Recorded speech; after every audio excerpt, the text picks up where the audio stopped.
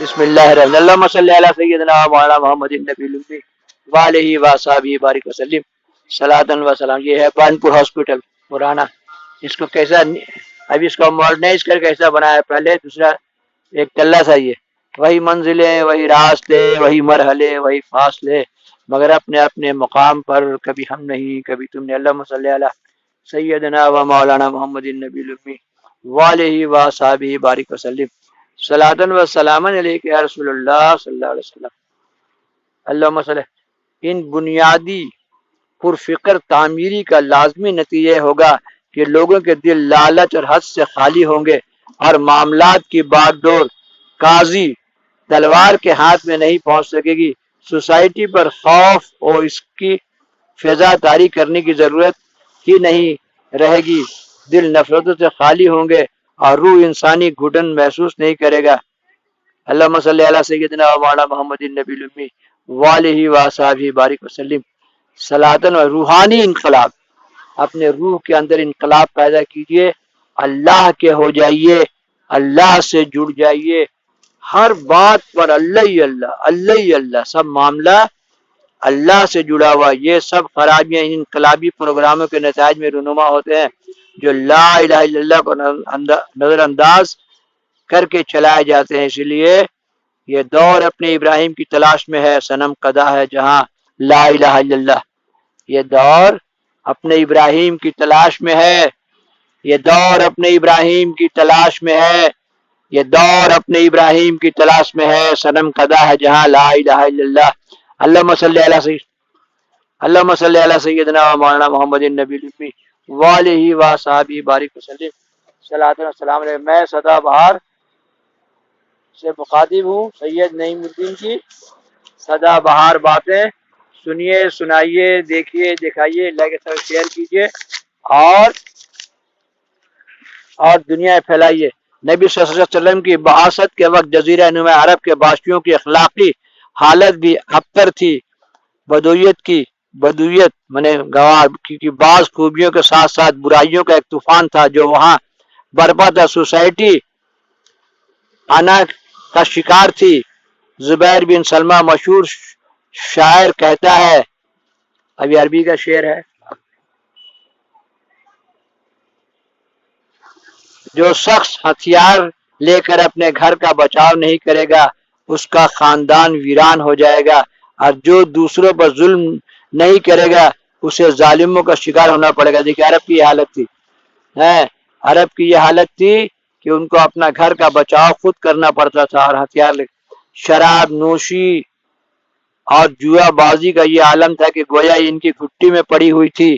یہ اپنے ان کارناموں پر فخر کرتے تھے اور سوسائٹی میں اس کا عام چلن تھا۔ اور سوچئے بیٹیوں کو دفن کرتے تھے۔ اللہم صلی علی سیدنا و مولانا محمد النبی الامی وآلہ وصحبہ۔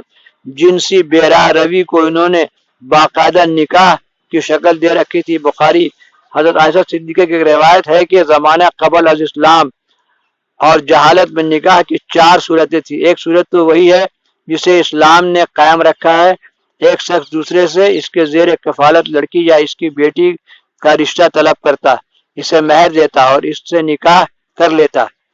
خیال رہے کہ حضرت صلی اللہ علیہ وسلم کے بعث کے وقت بھی عرب میں شریعت ابراہیمی کا کچھ احکام پر عمل ہوتا تھا۔ دوسری صورت یہ تھی، سب اولاد ابراہیم تھے، اسماعیل السلام کی اولاد ہے سب، کہ جب بیوی ایام کے کپڑے دھو لیتی تو شوہر اس سے کہتا کہ فلاں سے بیج لے لو، اور اس اثناء میں خود اس سے الگ تھلگ رہتا، اس کو این کے حمل کے آثار ظاہر ہو جاتے۔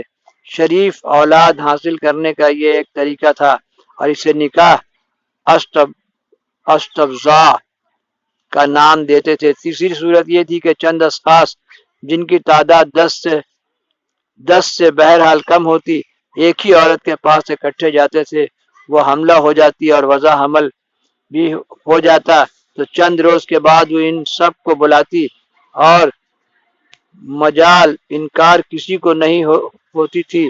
جب یہ آ کر بیٹھ جاتی تو وہ ان سب سے کہتی کہ تمہیں اپنا کارنامہ کا۔ اللہم صلی علی سیدنا و مولانا محمد النبی الامی وآلہ وصحبہ بارک۔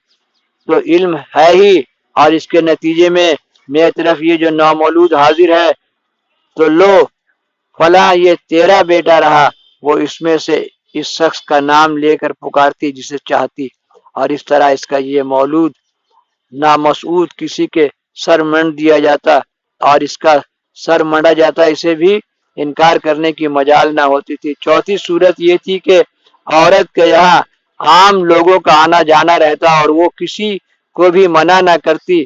یہ بازاری عورتیں تھیں اور ان کے دروازے پر بطور شان جھنڈے لہراتے تھے، جو کوئی بھی چاہتا ان کے یہاں چلا جاتا۔ جب عورت حاملہ ہو جاتی اور پھر وضع حمل کا مرحلہ بھی گزر جاتا تو اس کے یہاں آنے والے سب جمع ہو جاتے اور قافیہ شناش کو بلاتے اور وہ اس مولود کی جس سے مشابہہ پاتے اس کا بیٹا قرار دے دیتے، اور وہ بھی اس سے انکار نہیں کر سکتا تھا۔ اللہم صلی علی سیدنا، صحیح بخاری کتاب النکاح۔ اللہم صلی علی سیدنا مولانا محمد نبی الامی وآلہ وصحبہ بارک وسلم۔